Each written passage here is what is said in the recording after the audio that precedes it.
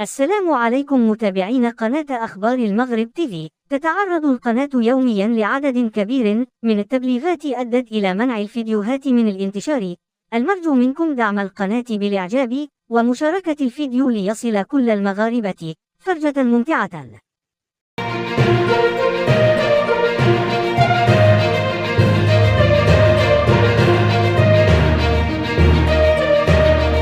Alors, des gens commencent depuis pratiquement le mois de mai, début de ce mois de mai, Hakim Boutahra alimente toutes les controverses et toutes les spéculations. Fiat Algérie, elle est en crise. L'usine d'Oran ne marche pas comme il faut, voire elle ne marche pas du tout. Plusieurs clients qui ont acheté des Fiat en Algérie se sont plaints, ils ont déposé des plaintes, ils ont entamé des poursuites judiciaires parce que leurs voitures n'ont pas été honorées, les délais n'ont pas été honorés, les voitures n'ont pas été livrées. Beaucoup de clients de Fiat en Algérie ont été contactés on leur a demandé de venir récupérer leur chèque ou leur argent. Ils ont été remboursés parce que les véhicules ne peuvent pas être livrés. On n'en sait plus rien. Qu'est-ce qui se passe avec Fiat Algérie, qui a été présentée comme l'usine la plus importante depuis le 11 décembre 2023, le lancement de l'usine Fiat. Et on a rencontré plusieurs délégations du groupe mondial Stellantis, qui est quand même pas n'importe qui, parmi les 5 plus grands groupes de véhicules au monde, de production de véhicules au monde. Ils ont développé de grandes ambitions. Nous allons fabriquer plusieurs milliers de voitures, nous allons transférer des technologies. L'usine de Fiat Tafraoui Oran n'est que les débuts d'une grande aventure industrielle. Et bien, Fiat aujourd'hui, elle est au cœur d'une tempête que n'est pas médiatisée, que les médias algériens n'osent pas en parler, parce que remettre en cause le projet Fiat, c'est remettre en cause le bilan de Tebboune, parce que pendant les années Tebboune, il n'y a pas eu de véhicule. C'est la première fois de l'histoire de l'Algérie, même durant la décennie noire, il n'y avait pas autant de pénurie de voitures. Aujourd'hui, nous avons une pénurie de voitures depuis 2019, qui s'est accentuée depuis 2020. Tebboune a interdit les importations des voitures, il a interdit les activités d'assemblage et de production, et d'assemblage et de montage des véhicules neufs. Il n'a relancé cette activité qu'avec Fiat en décembre 2023, parce qu'elle a eu l'exclusivité de reprendre tout le marché algérien. Renault Algérie, elle est fermée. Les autres groupes Hyundai, Kia, Volkswagen, qui étaient les partenaires des oligarques de l'époque de Bouteflika, ont quitté le pays. Il n'y a plus de véhicules qui est monté, qui est assemblé. On nous a promis 180 000 véhicules qui devaient être importés entre 2023 et 2024. Personne ne les a vus, ces véhicules-là. La pénurie, elle est là. Il y a eu quelques véhicules qui sont rentrés, les Opel, quelques véhicules chinois d'Algérie. Fiat qui devait donc satisfaire la demande nationale, McEnwell. En tout cas, l'usine ne fonctionne pas. En tout cas, elle ne fonctionne pas comme on l'a affirmé. Les importations de la marque de Fiat, il y a pratiquement la Fiat 500 qui est disponible sur le marché algérien. Et encore, ça les livraison dans les délais cause énormément de problèmes et beaucoup de clients sont énervés. Mais au-delà, en plus, la cerise sur le gâteau, pour aggraver les problèmes de Fiat en Algérie, son directeur général, il est absent. Alors, il y a eu d'ailleurs une convention dans les sous-traitants qui a été organisée le 15 avril dernier à Oran. Il n'était pas là. Même il y a eu une rencontre qui a été organisée par les représentants de Fiat Algérie avec la presse algérienne, avec les représentants de la presse algérienne. Monsieur Hakim Boutahra n'était pas là. Et la rencontre a été assurée par un certain Samir Sherfan. Et il y a eu un troisième événement. C'était la réception d'une délégation de Stellantis, Maghreb, Moyen-Orient. Elle est venue, elle a été reçue par le ministre de l'Industrie à Ali Aoun. Et là, c'est toujours, encore une fois, un certain Samir Sherfan qui est là. Et M. Hakim Boutahra, qui est le premier directeur général de Fiat Algérie, n'est pas présent. N'est pas du tout présent. Donc, son absence a commencé depuis le mois d'avril. Et les interrogations sur son absence se sont accentuées, on va dire, depuis le début du mois de mai. Donc, on a essayé de chercher le savoir. Qu'est-ce qui se passe Qu'est-ce qui se passe exactement Pourquoi Monsieur Hakim Boutahra a disparu? Et celui qui apparaît en ce moment pour les opérations de Fiat en Algérie, c'est un certain Samir Sherfan qui, lui, occupe le poste de responsable de Fiat pour toute la région MENA. Voilà, pour toute la région MENA. C'est le directeur de la zone Middle East Africa. Voilà, Middle East Africa, c'est Michel Fin. C'est lui qui opère en ce moment sur le terrain et c'est lui qui rencontre les autorités algériennes. Et depuis le avril, voilà, plus exactement, depuis la mi-avril, il y a M. Botahara Hakim, qui est un Algérien, qui a été nommé en mars 2021 à la tête de Fiat Algérie, Fiat El Jazair, et qui était censé être le principal interlocuteur des autorités algériennes dans le dossier, dans le développement des activités du groupe Stellantis. Et ben lui, il a disparu. Ah. On a voulu comprendre. Dans notre enquête, on a essayé de savoir, mais où est donc passé M. Hakim Botahara? Alors, nous avons appris avec stupéfaction que M. Hakim Botahara, il a fui l'Algérie. Il a quitté l'Algérie. Il ne travaille plus en Algérie. Donc, est-ce que là, je formule cette information, elle est incroyable. Je sais ce que je vais vous raconter, vous allez tomber des nues, mais je reformule le conditionnel. Il aurait quitté l'Algérie. Ça ne veut pas dire qu'il a démissionné de son travail définitivement, ou là qu'il ne veut plus reprendre son travail, ou là qu'il a abandonné son poste. Mais en tout cas, il ne se trouve plus en Algérie parce qu'il a eu une dispute avec les autorités algériennes. Monsieur Hakim Botahara, on lui a mis des pressions, on a exercé des pressions contre lui, et on lui a demandé de cesser de voyager et de partir au Maroc. Hakim Botahara, depuis qu'il était en poste en Algérie, il se trouve que les services de sécurité algériens ont remarqué, depuis sa nomination à la tête de Fiat El Jazair, et il fait plusieurs voyages au Maroc. Voilà, il fait plusieurs voyages au Maroc. Ils se sont intéressés à ces voyages. Bien sûr, il ne prend pas directement l'avion à Alger-Casablanca, il n'y a plus d'avion. Ou il passe par la France, ou il passe par la Tunisie, ou il passe par d'autres pays pour aller au Maroc. Surtout la France ou la Tunisie. On lui a posé, ils se sont rapprochés de lui. Alors, il a dit, pourquoi tu pars au Maroc? Et lui, il leur a dit, moi, je suis un ancien responsable d'un groupe international, j'ai des intérêts au Maroc, des fois, je suis appelé dans l'exercice de mon travail d'aller au Maroc, pour mon business, pour mon travail, je suis appelé à aller au Maroc. Donc, je ne vois pas pourquoi les autorités algériennes devraient être dérangées ou inquiétées. À partir du moment où je ne suis ni un espion, ni etc., je suis un acteur économique, je travaille pour le privé, je ne travaille pas pour l'État algérien. Fiat El Jazair, c'est quand même, il est directeur de la zone Algérie, Tunisie et Libye. Botahara n'a pas été nommé directeur de la zone Maroc. Comme il y a des problèmes entre l'Algérie et le Maroc, donc Stellantis a préféré regrouper le Maroc dans une autre zone et regrouper l'Algérie, la Tunisie et la Libye dans une autre zone. Mais dans l'exercice de son travail, il a des intérêts. Lui, il travaille dans le secteur automobile depuis début des années 2000. Il lui est arrivé d'aller au Maroc. Donc, est-ce qu'il est parti au Maroc régulièrement? Ça, j'ai pas pu le vérifier. Genre, je sais pas s'il partait au Maroc une fois par an, 2 fois par an, je sais pas. En tout cas, il a eu plusieurs voyages au Maroc. Ce qui a suscité l'inquiétude et ce qui a alarmé, gêné en tout cas fortement les autorités algériennes. Qui lui ont envoyé des émissaires, ils lui ont dépêché des émissaires pour l'avertir et pour lui demander de cesser d'entretenir une relation avec le Maroc. C'est fou, hein? La pression, il n'a pas accepté. Il aurait mal pris cette pression qui est exercée sur lui. Il n'a pas aimé apparemment que les autorités algériennes s'ingèrent et se mêlent de ses affaires, se mêlent de sa vie professionnelle.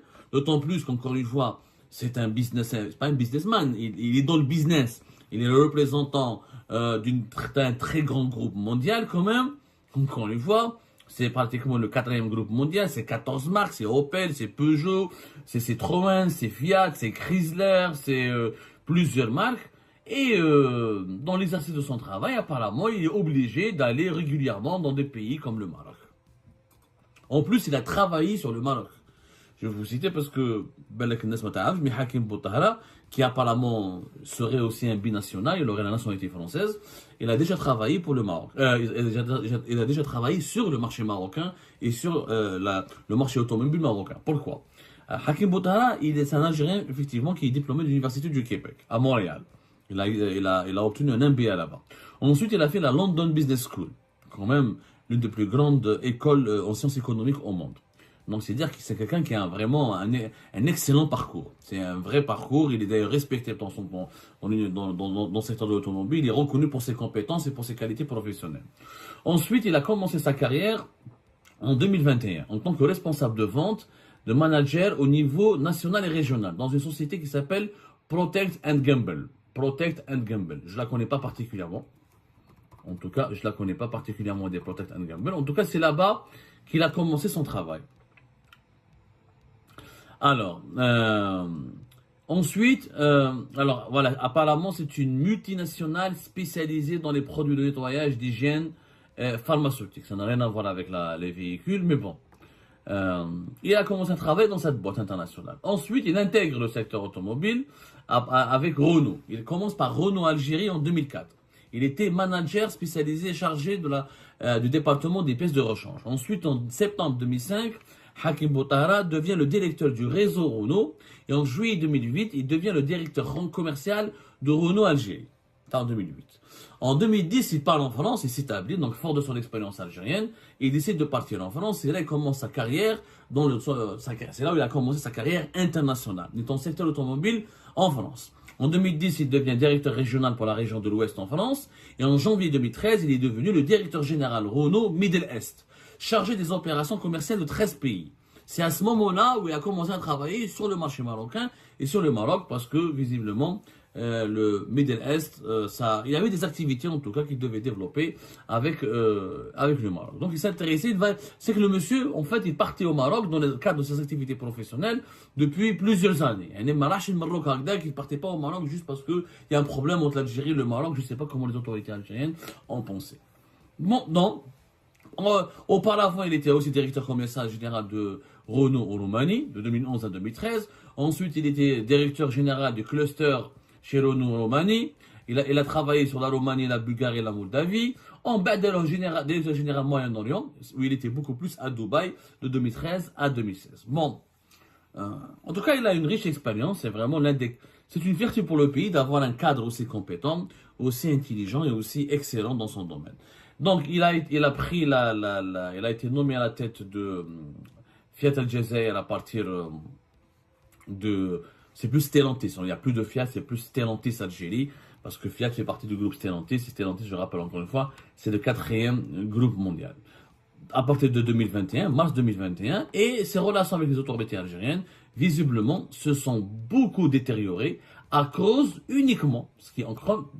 Bon, je parle encore au conditionnel parce qu'on aimerait bien entendre M. Hakim Boutahara, mais je ne pense pas qu'il va s'exprimer là-dessus. En tout cas, il a disparu des radars, il n'est plus en Algérie depuis début du mois de mai, il ne fait plus d'apparition, il ne travaille plus, il ne fait plus d'apparition depuis le mois d'avril 2024. Et toutes les sources les plus fiables que j'ai interrogées m'ont assuré que le seul problème, c'est à cause de ses voyages au Maroc. Parce qu'auparavant, il y avait des rumeurs qu'elle servait des moteurs Fiat, ou l'usine va fermer, ou l'usine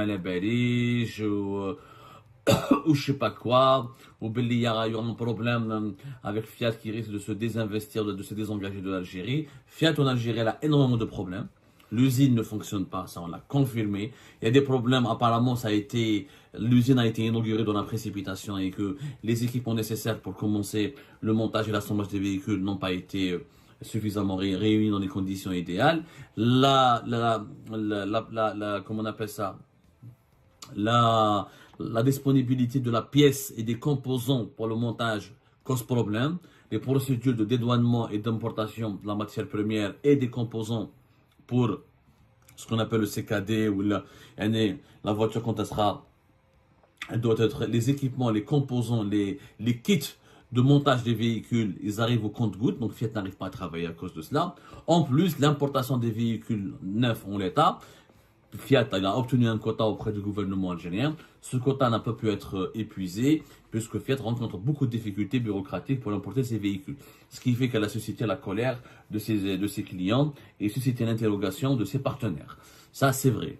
La situation de Fiat en Algérie, elle est compliquée parce que la situation de l'Algérie actuelle, elle est compliquée. Le gouvernement fait des annonces, il ne respecte pas ses annonces à 100%, et dans des engagements, il ne respecte pas les engagements, et les opérations d'importation sont extrêmement compliquées, même quand on veut faire de la production locale, quand on a besoin de matières premières et des composants qu'on doit importer depuis l'étranger pour intégrer la chaîne de production, ça reste très compliqué. Et souvent, les autorités algériennes mélangent entre les importations en l'état et les importations de matières premières. Et ça, c'est un problème qui bloque pas mal d'investisseurs étrangers et même des producteurs locaux.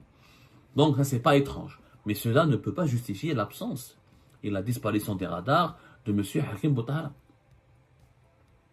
Avec des problèmes. M. Hakim Boutahara aurait pu faire des apparitions, ou il bougeait, ou il le gouvernement algérien. En réalité, encore une fois, et nous avons certifié, nos sources nous le certifient, il y a eu une mise en entente totale entre les autorités algériennes et M. Hakim Boutahra à cause du flicage dont il fait l'objet. On ne veut pas qu'il parte au Maroc, on ne veut pas qu'il fasse des visites au Maroc, on ne veut pas qu'il fasse des séjours au Maroc ou qu'il organise des séjours au Maroc, même si ça rentre dans le cadre de ses activités professionnelles. Apparemment, les autorités algériennes ont exigé à Stellantis à ce que le responsable algérien ne s'occupe que de l'Algérie et qu'il n'entretienne aucun contact avec les activités du groupe au Maroc. Ça n'a pas plu à M.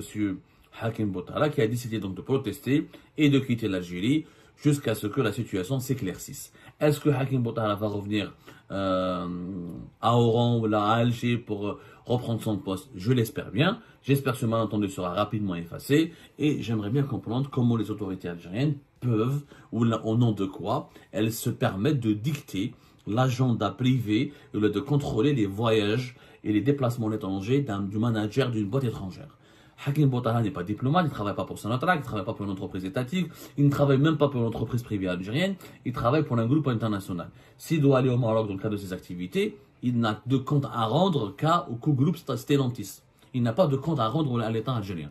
Mais ça reste surprenant. Donc c'est un mauvais signal qu'on renvoie aux investisseurs étrangers. Donc demain, il y a une multinationale qui veut s'installer en Algérie. Si un de ses responsables a des intérêts là au Maroc, ou là il a des amis marocains, ou là il doit aller au Maroc pour assister à des séminaires, ou là pour signer des conventions, ou là pour participer à des réunions, eh ben il ne le pourra pas. Il sera diabolisé par les autorités algériennes, il sera catalogué et considéré comme un espion potentiel. C'est tout simplement ahurissant, surprenant, c'est même du jamais vu dans le business dans le business mondial, et ça prouve encore une fois que l'Algérie est un pays. مشاهدينا الأعزاء، لا تنسوا الاشتراك في القناة وتفعيل الجرس ليصلك كل جديد. وديما مغرب والصحراء مغربية.